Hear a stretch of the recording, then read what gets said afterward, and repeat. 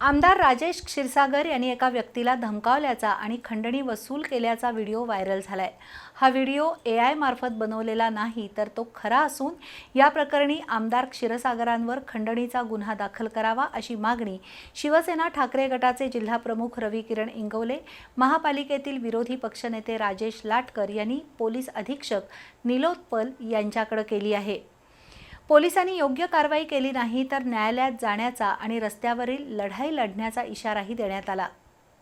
राज्य नियोजन मंडळाचे कार्याध्यक्ष आमदार राजेश क्षीरसागर यांनी एका कंत्राटदाराला टक्केवारीवरून धमकावल्याचा आणि खंडणी मागितल्याचा व्हिडिओ शिवसेना जिल्हा प्रमुख रविकिरण इंगवले यांनी प्रसिद्ध केला। त्यानंतर दोन्ही बाजूने आरोप प्रत्यारोप सुरू झाले आहेत।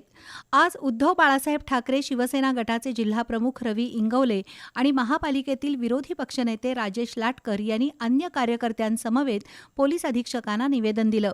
या व्हिडिओची आणि धमकीची सखोल चौकशी करून आमदार क्षीरसागर यांच्यावर गुन्हा दाखल करण्याची मागणी करण्यात आली। पोलीस प्रशासन पारदर्शकपणे काम करतील असं जाणवतं, पण पारदर्शक हा शब्द कितपत खरा ठरतो इथून पुढच्या कालावधीमध्ये आपणास पाहायला मिळेल। जर पोलीस प्रशासनाकडून आम्हाला चांगल्या पद्धतीचा पारदर्शक तपास झाला असं भासलं नाही, वाटलं नाही, तर आम्ही कोर्टाच्या पायऱ्या चढू, त्यानंतर आंदोलन करू, पण हा विषय पूर्णपणे मार्गी लावणार म्हणजे लावणार। तसंच संबंधित व्यक्तीला मारहाण झाल्याची शक्यता आहे, त्यामुळे हा खंडणीचा प्रकार असल्याचा दावा करण्यात आलाय। तसंच नामदार चंद्रकांत दादा पाटील यांनी कौरवांची नव्हे तर पांडवांची बाजू घ्यावी असं आवाहन रविकिरण इंगवले यांनी केलं।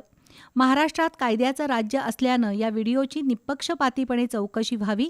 क्षीरसागर यांचे OSD प्रशांत वाघ आणि राहुल गिरोसे यांचं नाव व्हिडिओत असल्यानं त्यांच्यावरही कारवाई करावी, अन्यथा न्यायालयीन आणि रस्त्यावरची लढाई छेडली जाईल असा इशारा राजेश लाटकर यांनी दिला।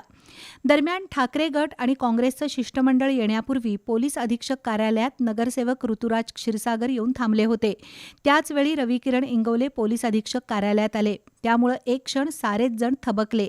यावेळी सुनील मोदी, नगरसेवक प्रवीण केसरकर, प्रतिज्ञा उत्तुरे, इंद्रजित बोंद्रे, अमर समर्थ, सागर साळोखे, विनायक घोरपडे, विशाल देवकुळे, रिक्षा सेनेचे राजू जाधव, राजू यादव, संपतराव चव्हाण पाटील उपस्थित होते।